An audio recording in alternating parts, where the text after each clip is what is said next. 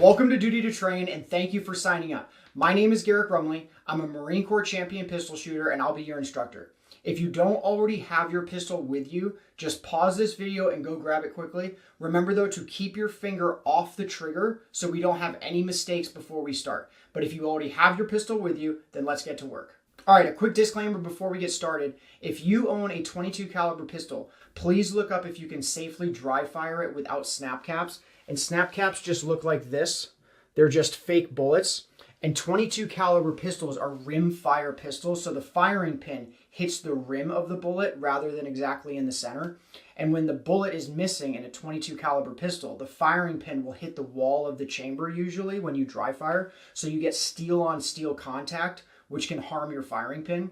But if you have a pistol that shoots a .380, a 9mm like mine, 40 Smith & Wesson, 45 caliber, or other center-fired cartridges, then a snap cap isn't required, but some people like to use them because they want to make sure that nothing ever happens to their pistol.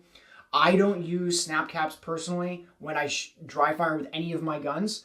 My business partner is a Green Beret. He dry fires all the time, and he's never had any issues, but I wanted to give you this information so you can make your own informed decision. If you would like to do some research on the topic, you can research, should I use snap caps in my Glock 19, Smith & Wesson M&P 9, whatever pistol you have, and you'll find a ton of articles about it. If you do decide to use snap caps, you just insert your snap caps into your magazine like you would a normal bullet. Make sure there are no live rounds, no live bullets in your magazine when you do this. And then you insert the magazine into your pistol, rack your slide, and then when you dry fire, that firing pin will just strike that snap cap, and then you can dry fire like normal. The one thing you have to remember is that if you rack your slide all the way to the rear every time, it's going to eject your round. So when you pull the trigger, all you have to do is rack it a tiny little bit, enough to reset your trigger. And then that way the snap cap doesn't come flying out every time, because otherwise you'd have to keep reloading your pistol, which would get really frustrating. So don't rack the slide every single time if you use snap caps. Pull the trigger, rack it a tiny little bit, enough to reset that trigger. Notice it doesn't take very much for your trigger to reset. So just go far enough so your trigger resets, and then you can dry fire like normal. Below this video are links to snap caps you can buy on Amazon. You can also find them at any local gun store. They're very cheap, and the decision to use them is up to you, but for some .22 caliber pistols, they're highly recommended. We aren't dry firing in this video, but I wanted you to be aware so that you can be prepared for next video if you'd like to have them. All right, so before every single Duty to Train video, we go over the 4 weapon safety rules and we clear out our pistols together. Covering the 4 weapon safety rules every single time will ensure you train with the right mindset, and clearing out your pistol before we start each video will make sure you don't mistakenly train with a loaded gun. Now, I'm going to cover both of these concepts in depth in this video since it's your first time, because it's not enough just to remember the rules. You have to understand why they are so important. And when you learn the why, it makes them easier to remember, and you'll understand why you have to follow them in order to be a safe pistol owner. So this safety portion is quite a bit longer than usual, but in future training videos, the safety portion, or covering the 4 weapon safety rules and clearing out your pistol, will only take about 45 to 60 seconds. And don't worry about memorizing these right away. Just try and listen to what I'm saying and understand the concepts, because that's going to instill the concepts in your head far better than just trying to memorize the words. So the first weapon safety rule, the king of them all, number 1, treat every weapon as if it is loaded, even when you know that it's not. Say it with me. Treat every weapon as if it is loaded, even when you know that it's not. Now, during these training videos, our pistols are going to be completely cleared out, and you will know that with 100% certainty. But we still treat our weapon as if it is loaded, because if you don't, then someday that idea is going to catch up with you, and you could make some tragic mistake. I know people personally who have hurt themselves or others with a firearm on accident because they did not follow this critical rule. So what prevents this from happening? The first weapon safety rule: treat every single weapon as if it is loaded, even when you know that it's not. The second weapon safety rule is never point your weapon at anything you aren't willing to destroy. Say it with me. Never point your weapon at anything you are not willing to destroy. My favorite position is right here. It's a version of what's called the low ready. And I don't like to just dangle my pistol at my side because then I'm not conscious of where it's pointed and I might swing it towards my feet or my legs or accidentally point it somewhere that I shouldn't. And when it's here, I have positive control and I know that there's nothing right in front of me at my feet. So that's where I keep it when I'm relaxed. And I never just dangle my pistol, and neither should you. I keep it here because I follow the second weapon safety rule, which is never point your weapon at anything you are not willing to destroy. The third weapon safety rule is keep your finger straight and off the trigger until you're up on target and ready to fire. Say it with me. Keep your finger straight and off the trigger until you're up on target and ready to fire. One of the most common mistakes I see beginner pistol shooters make, and even some people who've been shooting for quite a while, is that they put their finger on the trigger when they aren't shooting yet or before they aim at their target. I've seen hundreds of shooters break this important rule. Imagine for a second that you're at a range with a friend and you're getting ready to shoot, right? You get up to the firing line, you put your finger on the trigger prematurely like this. Then someone shoots a super loud gun like a 44 Magnum, and it freaks you out, makes you flinch, and then you pull the trigger by accident.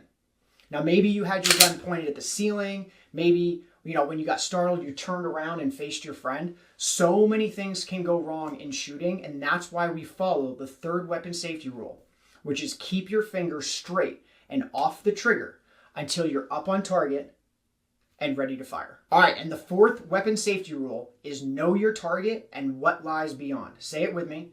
Know your target and what lies beyond.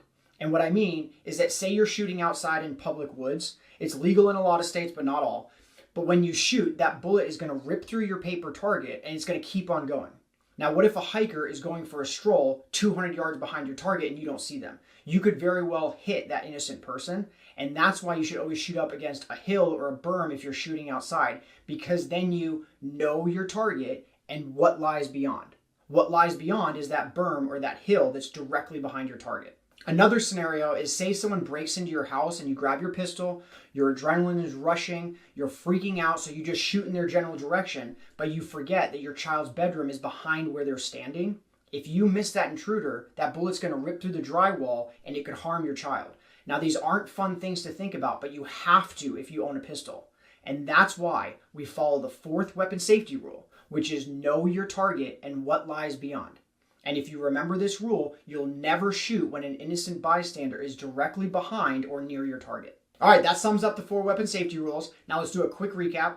The 4 weapon safety rules are 1, treat every weapon as if it is loaded, even when you know that it's not. Number 2, never point your weapon at anything you aren't willing to destroy. Number 3, keep your finger straight and off the trigger until you're up on target and ready to fire. And number 4, know your target and what lies beyond. If you follow these 4 simple rules every time you hold a gun, you will never hurt yourself or anyone else. Now that we're in the right headspace, let's learn how to clear out our pistol to ensure there are no bullets in our gun before we start training. Before we start, a really important note, make sure your finger stays off the trigger during this entire process. Right now, you aren't 100% sure that your pistol is empty because we haven't cleared it out yet, and I don't want you making a terrible mistake. So make sure that you follow the 3rd weapon safety rule and keep your finger straight and off the trigger, because right now we're not shooting, so there is no reason that your finger should touch the trigger during this process. Now that that's out of the way, the first thing you need to do is attempt to put your weapon on safe. Not all pistols have a manual safety. I have a Glock and it doesn't have a manual safety. If yours does, flip that switch. It'll be about right here and activate that safety. Then if you have a magazine inserted, remove the magazine. And next, we're going to lock our slide to the rear. And this can be tricky for some people, so let me walk you through this. You're going to place the palm of your support hand. Your support hand is the one that does not pull the trigger. I'm a righty, so my support hand is my left hand. So place the palm of your support hand on the side of your pistol like this, and then fold your hand over, grip tightly, and then we're going to use a push-pull technique. So you're going to push with your firing hand, and you're going to pull with your support hand, and then you're going to hold it there. So do that now, just like that. And once your slide is back, there is this little lever called the slide catch.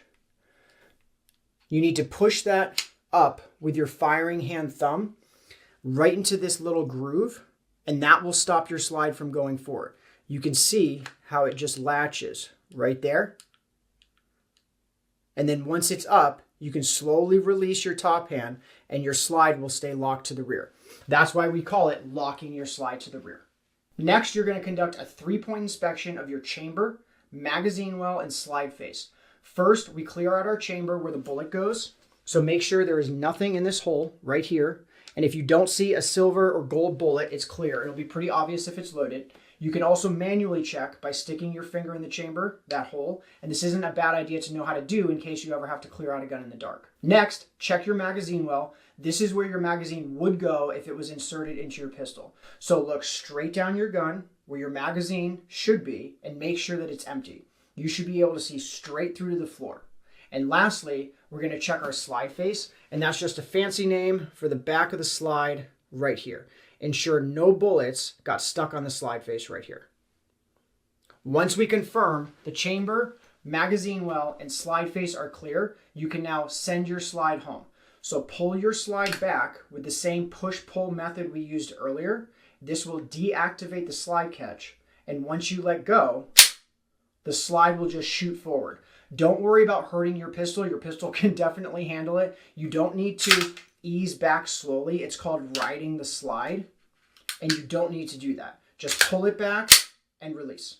Once you send your slide home, you now know you're working with a 100% completely safe and cleared out pistol. And now you can relax and you can focus on training fundamentals because you know that your pistol can't do you any harm. However, even though we know that our pistols are 100% clear, what do we still do? We still follow weapon safety rules 1 and 2. 1, treat every weapon as if it is loaded, even when we know that it's not. And 2, never point your weapon at anything you aren't willing to destroy. So you still treat your pistol as if it's loaded, but now you can relax during training because you know it's not and you know nothing's going to happen. And the last rule about clearing out your pistol is that you do it every time you pick up a gun. If you stop training and you go to the bathroom and that gun leaves your sight, when you come back, you clear it out again. There are no exceptions to this rule. And this is not just a beginner rule. This will ensure that you're always safe. If someone hands you their pistol too, and they say, oh, it's clear, you confirm by clearing it out yourself. Even if you just saw them clear it out, maybe they made a mistake. You can't ever be 100% sure that that pistol is cleared out unless you clear it out yourself. So don't entrust your safety to anybody else. You can trust them, but verify that they're correct. And this mindset is what will keep you and others safe. So don't be lazy about firearm safety. And now that you know the 4 weapon safety rules and how to clear out your pistol, next video, we're going to get into the 4 foundational elements of pistol shooting, and that's where it gets fun. I'm glad to have you in our program. Thank you for signing up, and I hope you now have a better understanding of the 4 weapon safety rules and how to clear out your pistol. Until next video, stay safe, live free, and I will see you soon.